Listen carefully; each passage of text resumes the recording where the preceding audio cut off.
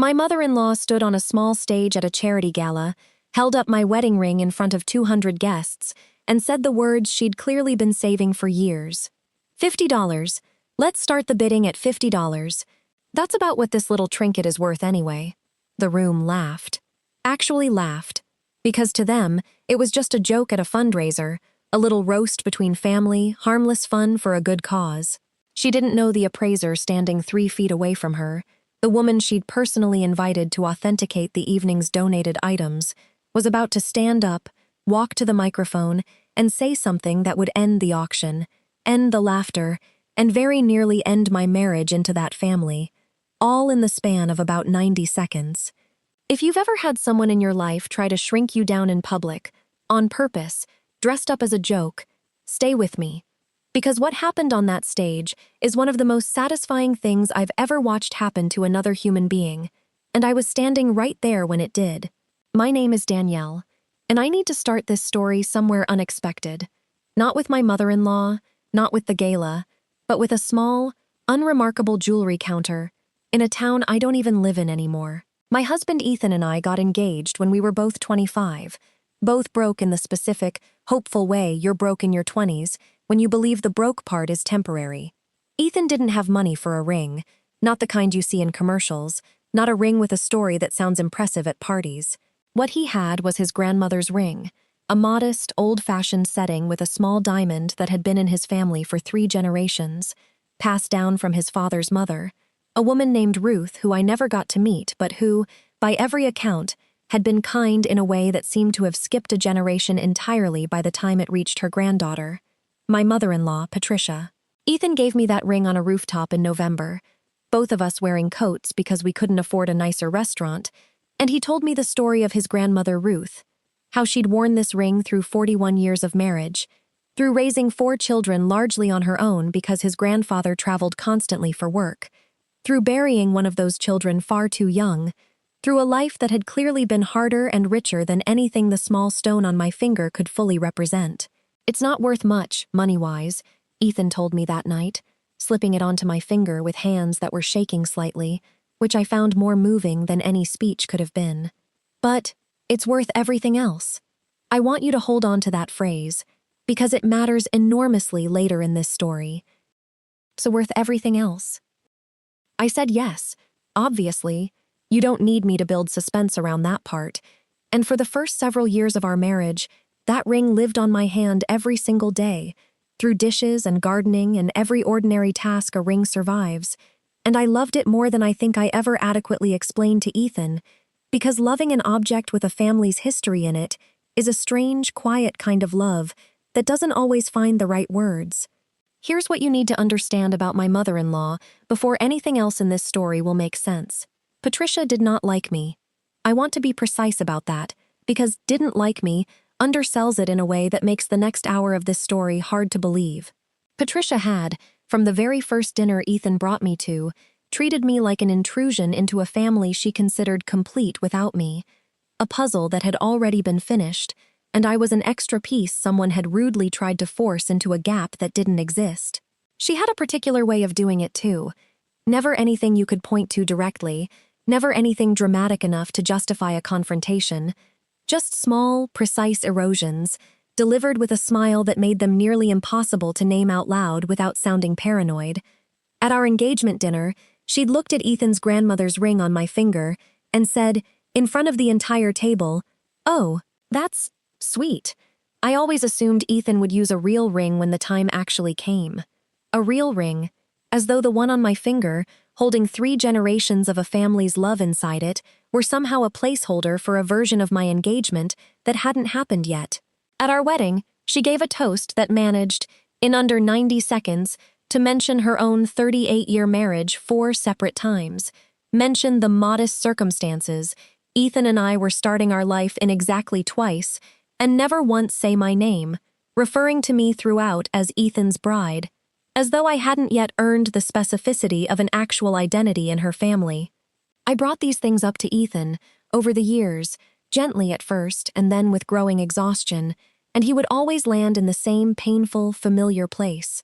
That's just how she is, or she doesn't mean it like that, or The phrase that eventually became its own kind of wound, "She'll come around eventually." She did not come around. If anything, the years sharpened her particular talent for precision cruelty rather than dulling it. When we struggled to get pregnant for 2 years, Patricia mentioned, at a family barbecue, in front of Ethan's entire extended family, that she'd read somewhere that stress from certain personalities could interfere with fertility, a comment so surgically aimed and so plausibly deniable as innocent small talk that I sat frozen for a full minute before I even understood what had just happened to me in front of 30 people. When I finally did get pregnant with our daughter Maya, Patricia's first reaction, upon hearing the news, was to ask whether we'd really thought this through financially, given, as she put it, how things have gone for you two. I want to be honest with you. I spent years trying to earn Patricia's approval, the way you do when someone is important to the person you love. I brought her flowers on her birthday even the years she forgot mine. I complimented her cooking even when it clearly cost me nothing genuine to say, and cost her nothing genuine to receive. I absorbed, again and again, small comments about my job, my parenting, my background, my family. Patricia had opinions, quietly devastating opinions, about all of it, because I loved Ethan, and because some deep, tired part of me believed that eventually, if I was patient enough, kind enough, small enough, she would simply run out of reasons to treat me like an intrusion. She did not run out of reasons. As you're about to hear, she found an entirely new one, dressed up as a fundraiser. Patricia sat on the board of a charity foundation in our city, the Ashford Family Foundation, named, appropriately enough, after her own maiden family, which had been locally prominent for 2 generations before fading into the specific, genteel poverty of old money families who still hold galas even after the actual money has mostly evaporated. Every autumn, the foundation hosted its signature event, the Harvest Gala, a black tie fundraiser combining a silent auction, a live auction, and enough networking to justify the ticket price for the 200 or so attendees who paid handsomely to eat mediocre chicken in a rented ballroom for a cause that, admittedly, was genuinely good, funding for a regional children's hospital wing. Ethan and I attended every year, mostly out of obligation. Patricia liked her son visibly present at events where her social standing was on display, the way you'd like a nice car parked in your driveway even if you didn't drive it often. This particular year, about 4 months before the gala, Patricia had approached me with an idea she framed, at the time, as a gesture of inclusion, the first one I could remember in nearly a decade of marriage. "I want you to donate something to the silent auction this year," she told me, over a stilted lunch that I'd only agreed to because Ethan had specifically asked me to try, one more time, with his mother. Something personal. It means so much more to bidders when there's a story behind an item. I remember feeling, in that moment, a small, foolish flicker of hope. The kind you feel when someone who has hurt you repeatedly extends what looks, for just a second, like an olive branch. I asked her what kind of thing she had in mind. "Oh, I don't know," she said, waving her hand vaguely, the gesture of someone who has already decided the answer and is simply performing the process of arriving at it. "Something with sentimental value. Jewelry, maybe. People love bidding on jewelry with a story." I should have felt the trap closing right there. I didn't. I want to be honest about that, because hindsight makes every warning sign obvious, and at the time, I genuinely believed my mother-in-law was, for the first time in 9 years, trying to build a bridge instead of quietly sawing through the ones that already existed. 2 weeks before the gala, Patricia called me directly, something she almost never did, preferring to route nearly all communication through Ethan, as though I were an employee she managed through a middle manager. "I've been thinking about the auction," she said, her voice bright in a way I'd learned, over the years, to be instinctively suspicious of. "I have the perfect idea for your donation. Ethan's grandmother's ring. The one you wear. It would be the most meaningful item in the entire auction. A piece of real family history." I felt something cold move through my chest immediately. "Patricia, that's my wedding ring," I said carefully. "I don't think I want to donate my wedding ring to a silent auction." "Oh, not your actual ring," she said, laughing lightly, the specific laugh she used when she wanted to make you feel like you'd misunderstood something obvious. "I mean, a replica." We'll get a jeweler to make a nearly identical copy. Same setting, same look. But with a less expensive stone, obviously, since we can't exactly ask you to give away your real wedding ring. Another light laugh. The bidders won't know the difference. It's the story they're paying for, Danielle, not the actual carats. I want to pause the story here because this is the detail that everything else hinges on, and I need you to understand exactly what happened next, because it's the single most important piece of information in this entire story. Patricia asked me to have a replica made of Ethan's grandmother's ring. I agreed, reluctantly, but I agreed, because Ethan was excited about the idea, because it felt, on the surface, like a genuinely sweet way to honor his grandmother's memory at an event that funded children's health care, and because some tired, hopeful part of me still wanted to believe Patricia was capable of a generous impulse.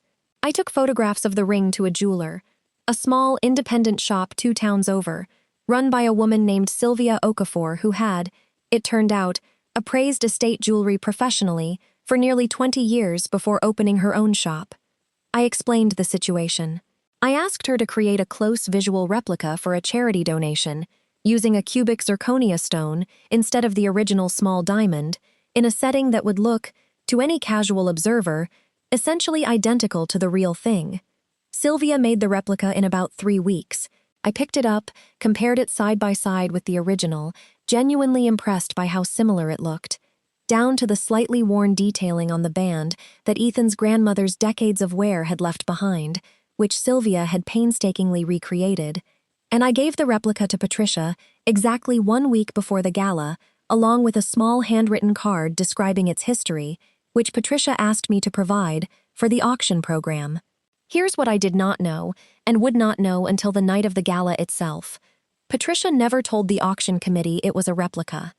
The Harvest Gala that year was held at the same ballroom as always, a converted historic hotel downtown, chandeliers, a string quartet, 200 guests in formal wear circulating between past appetizers, and a silent auction table lined with donated items, spa packages, wine baskets, a week at someone's lake house, and, near the center of the table, a small velvet box with an index card describing a 3-generation family heirloom ring, donated in honor of family and legacy.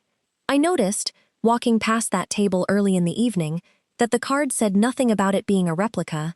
I felt a small flutter of unease, but I told myself Patricia had simply left that detail off the public card for aesthetic reasons. Nobody wants to read, "This is actually a fake," on a fundraiser placard, and that the auction committee surely knew the truth privately. I was wrong about that, and I would learn exactly how wrong about 45 minutes later. The evening proceeded normally through dinner. Chicken, as always, mediocre as always, and into the early portion of the live auction, where the foundation's auctioneer, a cheerful, practiced man named Roger who did this circuit every year, worked through the higher-value items, the lake house week, a private chef dinner, a signed sports memorabilia set that went for an amount that made me quietly grateful I hadn't been asked to bid on anything that evening. And then Patricia took the stage. I want to describe this moment carefully, because it's the moment everything in this story pivots around, and I've replayed it in my memory more times than I can count. Patricia had arranged, apparently without telling me, to personally present the ring's live auction segment herself, a small honor the foundation occasionally extended to board members for items with particular sentimental significance. She walked to the small stage in a deep emerald gown, holding the velvet box, and Roger the auctioneer handed her the microphone with the easy deference you'd extend to a woman who had chaired this foundation's board for over a decade. "This next item," Patricia said, opening the velvet box and holding the ring aloft so the chandelier light caught it, "is very special to me personally. It belonged to my late mother-in-law, Ruth, a truly remarkable woman who wore this ring for over 40 years. A warm, practiced pause, exactly the kind of pause that plays well to a room. It's been passed down through 3 generations of our family, most recently worn by my son's wife, Danielle. I remember feeling, at that moment, a small, genuine warmth, actually touched, actually moved, that Patricia was telling this story with something that sounded, for the first time in 9 years, like real affection. And then her tone shifted. "Of course," Patricia continued, and I watched her expression change into something I recognized immediately, something sharper, wearing the disguise of a joke. We all know Danielle isn't exactly used to fine jewelry, so don't feel too much pressure, everyone. I think this is worth about, $50. Let's start the bidding there. The room laughed. Genuinely laughed. 200 people, most of whom didn't know me well enough to understand what was actually happening, laughing at what sounded, from the outside, like an affectionate mother-in-law joke about her daughter-in-law's modest taste. I felt my face go hot. Ethan, standing beside me, went rigid. I could feel his entire body tense the way it did whenever his mother's comments crossed from "just how she is" into something he couldn't quite excuse anymore, even to himself. $50, Patricia repeated, holding the ring up higher, milking the laughter for another few seconds. That's about what this little trinket is worth anyway. Come on, someone start us off. For the children's wing, of course. Someone in the back called out, 50! To more laughter. Someone else, clearly playing along with what they thought was a lighthearted bit, called out, 75! And Patricia beamed, delighted, riding the exact wave of humiliation she'd apparently spent weeks quietly engineering. I need to pause the story here and tell you something Patricia did not know, standing on that stage holding what she believed was a worthless replica. Sylvia Okafor, the jeweler who'd made the replica, was sitting in the fourth row of that ballroom. Sylvia wasn't there as a guest exactly. She'd been invited, months earlier, by the Foundation's events committee, not by Patricia directly, but by a separate committee member who didn't know Sylvia had any connection to our family, to serve as the evening's volunteer jewelry appraiser, a small tradition the Foundation maintained for its higher-value donated items, ensuring bidders knew they were bidding on legitimate value, rather than costume pieces. Sylvia did this kind of volunteer work several times a year for different local charities. It was good for her business, good for her reputation, and she genuinely enjoyed it. Sylvia had arrived that evening with a printed list of the donated items she'd been asked to verify, provided to her by the Foundation's events coordinator. A list that, I would later learn, included the ring simply described as Family Heirloom Ring, Est, Value TBD, Please Assess. Nobody had told Sylvia the ring on that list was the exact replica she herself had made 3 weeks earlier. I watched Sylvia's face from across the room as Patricia held that ring aloft under the chandelier, and I watched something shift across her expression. Recognition, then confusion, then a kind of quiet, controlled alarm as she processed exactly what was happening in front of 200 people who had no idea a piece of costume jewelry was currently being humiliatingly undervalued for laughs, while its actual creator sat watching in the fourth row. Bidding climbed slowly, awkwardly, the way bidding does when a room isn't quite sure whether it's participating in charity or in cruelty. 75, 100. A pause. Patricia, clearly enjoying the moment more than the actual fundraising goal, added another comment. Come on, it's for the children. Surely Danielle's little heirloom is worth at least 150 to someone. I stood frozen, Ethan's hand tightening around mine, both of us trapped in that particular kind of public humiliation where leaving the room would only draw more attention, and staying meant absorbing every additional second of it. And that's when Sylvia Okafor stood up. I want to walk through exactly what happened next, because it is, without exaggeration, one of the most satisfying 60 seconds I have ever witnessed in my entire life. Sylvia didn't shout. She didn't need to. She simply stood, smoothed her dress, and walked calmly toward the small stage with the particular unhurried confidence of a woman who knows precisely what she's about to say and has absolutely no intention of being talked out of it. Roger the auctioneer, noticing the movement, extended the microphone toward her automatically, assuming, correctly as it turned out, that this was the Foundation's official appraiser stepping in to add value context, exactly as she'd been invited to do for other items throughout the evening. I'm sorry to interrupt, Sylvia said, her voice calm, professional, carrying easily through the sound system. But I think there's some confusion about this piece that I should clear up, since I was asked to formally appraise tonight's donated items. Patricia, still holding the ring, still smiling the smile of a woman enjoying her own joke, turned toward Sylvia with polite, mild curiosity. The kind of expression you have when you assume someone is about to agree with you. Oh, of course, Patricia said breezily. Please, go ahead. I'm sure our appraiser can confirm this is a lovely piece, sentimentally, but nothing terribly valuable. Actually, Sylvia said, and I watched Patricia's smile begin, almost imperceptibly, to falter. I need to correct something important. This ring on the table isn't the family heirloom. A ripple of confused murmuring moved through the room. I'm sorry, Patricia said, her voice tightening slightly. This piece, Sylvia continued, gesturing to the ring in Patricia's hand with the calm authority of someone who has given expert testimony before, is a replica. I know, because I made it myself, 3 weeks ago, at the specific request of Danielle. And here Sylvia turned, for just a moment, and looked directly at me across the ballroom, her expression gentle, almost apologetic for the position this was about to put me in. Who came to my shop and asked me to create a visual copy of her actual wedding ring, using a cubic zirconia stone instead of the original diamond, specifically so that the real heirloom, Ruth's actual ring, the one Danielle wears every single day, would not have to leave her possession for a charity auction. The room had gone almost completely silent. The piece in your hand tonight, Sylvia continued, her voice still perfectly professional, still perfectly calm, is a well-made replica with a synthetic stone. Its material value is somewhere around $40 to $60 in manufacturing cost. Which means, Mrs. Ashford, and I want you to notice, here, that Sylvia used Patricia's own maiden name turned foundation name with a precision that felt almost surgical. Your opening bid of $50 was, if anything, generous. You've actually priced this piece correctly. There was a beat of silence in that ballroom that I can only describe as deafening. However, Sylvia said, turning slightly, addressing the room now rather than just Patricia, I think everyone here should know that the actual ring, the real family heirloom, worn by 3 generations of this family, including Danielle herself for the past 9 years, was never intended to be part of tonight's auction at all. Danielle specifically had this replica made to protect that original piece from ever leaving her hand.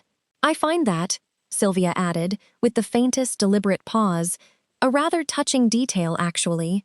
It's not every day you meet someone who cares enough about a family's history to go to that kind of trouble, quietly, without expecting anyone to notice. I need you to understand what those 60 seconds did to that ballroom. Patricia was still standing on that small stage, still holding the replica ring, her face moving through a rapid, visible sequence of emotions. Confusion, then dawning understanding, then something that looked, unmistakably, like humiliation, mirrored back at her, in front of the exact 200 people she'd assembled to watch her humiliate someone else. Because here's what everyone in that room now understood, all at once, without anyone needing to spell it out further. Patricia had stood on a stage and mocked her daughter-in-law's taste in jewelry, mocked the value of a piece she believed was the real family heirloom, made a joke about how little her son's wife understood fine jewelry, and the entire joke had been aimed at a piece of costume jewelry that Danielle herself had thoughtfully commissioned, specifically to protect the real heirloom from ever being auctioned off in the first place.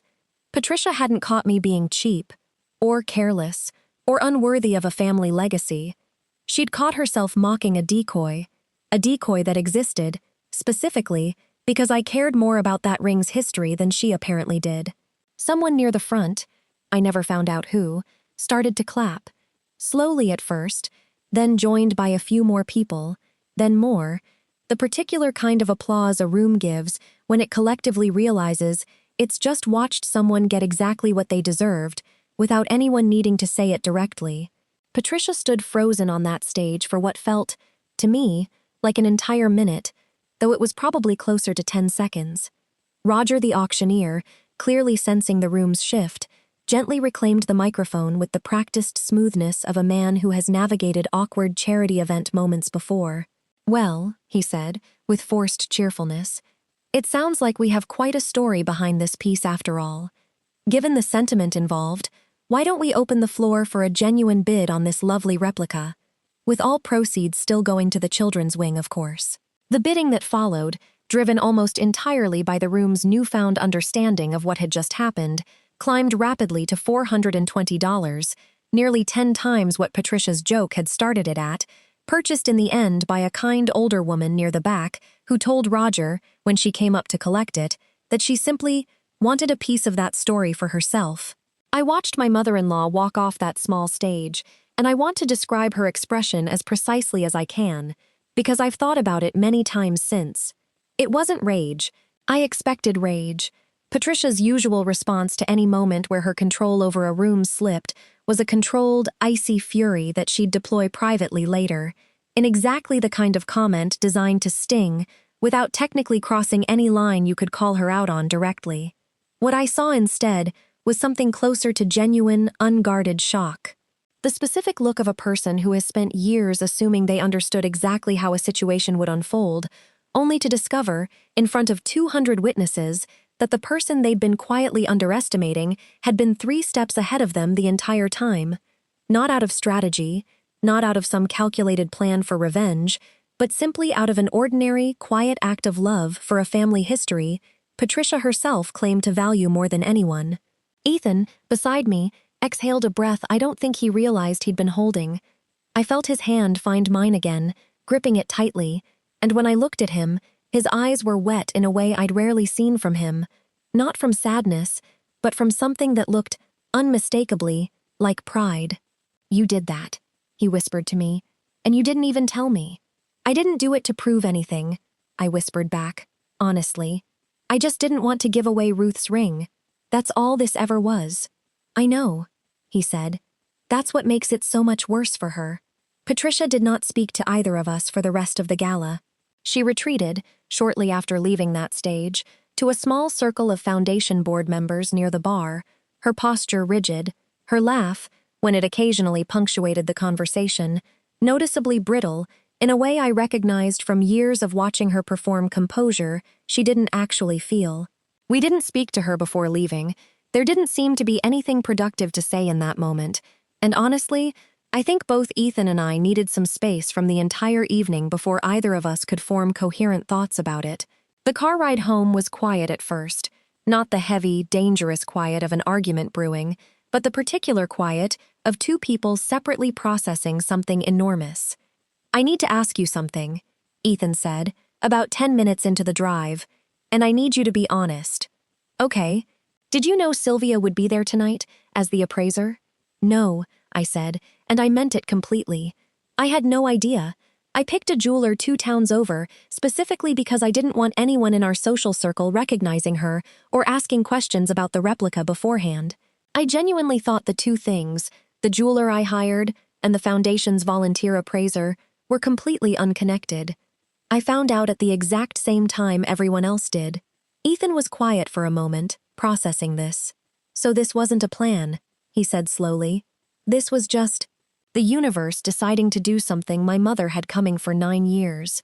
I think," I said carefully, "this was just an honest coincidence colliding with an honest choice I made months ago, for reasons that had nothing to do with your mother at all. I had that replica made because I love that ring, Ethan.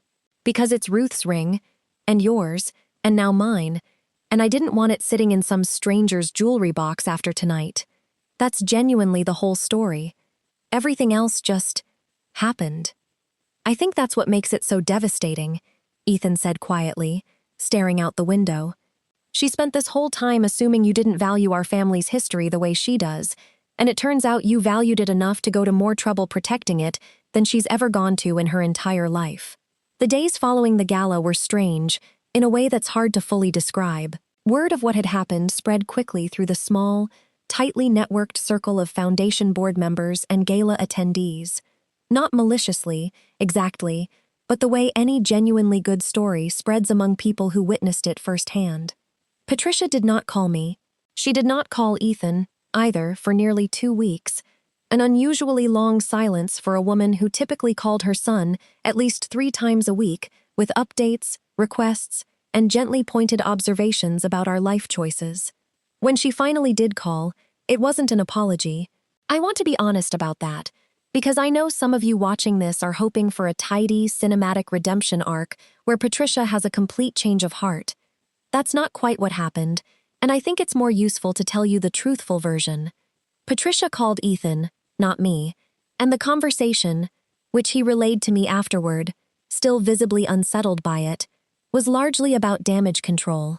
Several Foundation board members, she told him, had approached her privately in the weeks since, expressing concern about how the moment had reflected on the Foundation's reputation, on her own judgment as a board chair, on the optics of publicly humiliating a family member at a charity event ostensibly organized around generosity.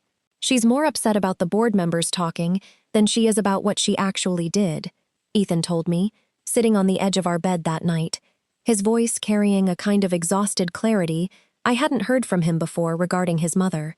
I pointed that out to her. I told her, "Mom, the problem isn't that people found out. The problem is what you did in the first place." And she didn't really have an answer for that. I want to tell you Patricia transformed overnight into a warm, doting mother-in-law. That's not what happened, and I think stories that promise that kind of instant transformation do a disservice to how real change, if it comes at all, actually works. What did happen was smaller, but genuinely significant. For the first time in 9 years, Ethan began drawing boundaries with his mother that he'd never drawn before. He told her, in that same phone call, that any future comment about me, my job, my parenting, my taste, my worth, made in front of other people would result in him leaving the room every single time, without exception. He told her that he loved her, that he wasn't trying to punish her, but that he was no longer willing to sit quietly through 9 more years of what he now, finally, was willing to call by its real name, cruelty, dressed up as humor. About a month after the gala, I reached out to Sylvia Okafor, the jeweler, mostly because I felt I owed her a proper thank you beyond the quick, overwhelmed hug I'd managed to give her in the chaotic minutes after the auction ended that night. We met for coffee, and I asked her something I'd been wondering since that night.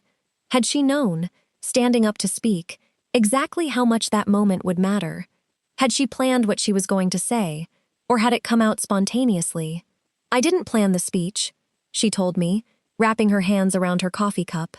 "But I want to be honest with you about something. The second I saw your mother-in-law holding that ring up and making that joke, I knew immediately what was happening. I recognized the setting instantly. I'd spent 3 weeks recreating every detail of it by hand, and I thought about staying quiet. It would have been easier, honestly, to just let the auction happen and never say anything." "Why didn't you?" Sylvia thought about this for a moment before answering. "Because I make jewelry for a living, but what I actually do, most days, is listen to people's stories about why a piece matters to them," she said. "And when you came into my shop 3 weeks earlier, you didn't ask me to make something impressive. You asked me to make something that would protect the real thing. Most people who come into my shop want a bigger stone, a flashier setting, something that photographs well. You wanted the opposite. You wanted something quiet and careful, specifically so something more important could stay safe. I don't forget clients like that. And when I watched a room full of people laugh at what they thought was your carelessness, when the truth was the exact opposite, I just couldn't sit there and let that stand. Not because I wanted to embarrass your mother-in-law, because you deserved the truth to be said out loud, in the same room where the lie about you was being told. I sat with that for a long moment, genuinely moved in a way I hadn't fully processed until she said it plainly. "I didn't do any of this to embarrass her," I told Sylvia. "I want you to know that. I genuinely just wanted to protect Ruth's ring." "I know," Sylvia said, smiling gently. "That's exactly why it worked. I still wear the real ring every single day. It's on my hand right now, actually, as I'm telling you this story. The same small, modest, 3-generation heirloom that Ethan slipped onto my finger on a cold rooftop nearly a decade ago. The same ring Patricia once called sweet, in a tone that made the word sound like an insult. The same ring that survived, completely unscathed, and entirely unknown to the 200 people in that ballroom. An entire evening built around humiliating a piece of jewelry it was never actually connected to. Patricia and I are not close. I want to be honest about that, because I don't think this story needs a false, tidy ending where 9 years of quiet cruelty simply dissolve because of one dramatic evening. We are civil. We are, for Ethan's sake and for our daughter Maya's sake, present at the same holidays, the same birthdays, the same ordinary family occasions that require a certain baseline of functional coexistence. But something has shifted, permanently, in the architecture of how our family operates. Ethan no longer excuses his mother's comments with, That's just how she is. Patricia, for her part, has become noticeably more careful. Not warm, exactly, but careful, in the specific way people become careful once they've learned, publicly and unforgettably, that the person they've been quietly underestimating is not actually as easy to underestimate as they'd assumed. I think about that gala often, not with anger, mostly, but with a kind of quiet clarity about what actually happened that night. Patricia didn't lose that evening because someone humiliated her back. She lost it because the truth about who I actually was, someone who protected a family's history quietly, without needing credit or recognition, simply because it mattered, turned out to be more compelling, more valuable, and more genuinely rich than the version of me she'd spent 9 years insisting on believing in. I've told this story to a few close friends since it happened, and almost every single time, someone asks me the same question. Did I plan any of it? Did I somehow know Sylvia would be there? Did I orchestrate this entire beautiful cinematic reversal? I didn't. I want to be completely honest with you about that, because I think the actual lesson buried in this story is more useful than any fantasy about clever revenge plots. I made that replica because I loved something quietly, and I wanted to protect it, without an audience, without expecting credit, without any plan for how that choice might eventually be revealed. I did it the way you do most of the genuinely important quiet things in your life, not for applause, but because it mattered to you privately, in a way that didn't need anyone else's validation to feel worthwhile. And here's what I think this story actually proves. If it proves anything, the people who try to make you feel small in public are usually only capable of doing so because they've badly misjudged what actually matters to you, and how much care you've quietly put into the things they've never bothered to look closely at. Patricia assumed I didn't understand the value of that ring. She assumed, after 9 years, that she still understood exactly who I was and what I cared about. She was wrong. And the truth of just how wrong she was didn't need me to raise my voice, or plan an elaborate confrontation, or wait years for the perfect moment of vindication. It simply needed one honest, unplanned moment where the quiet, careful thing I'd done out of love collided, entirely by accident, with the exact public stage Patricia had built to do the opposite. If this story meant something to you, if someone in your life has ever tried to make you small in front of an audience, assuming they knew exactly who you were and exactly how little you were worth, I want you to remember something. The quiet, careful things you do out of love for the people and the history that matter to you are rarely as invisible as you think. Sometimes, the truth reveals itself in its own time, in its own room, in front of exactly the people who needed to hear it, and you don't have to orchestrate a single second of it. If this story hit you the way it hit me, telling it, hit subscribe, and tell me in the comments, has anyone in your life ever badly misjudged what you were actually worth, only to find out the truth in the worst possible moment? For them? I read every single comment, and next week, I've got another story I think a lot of you are going to need.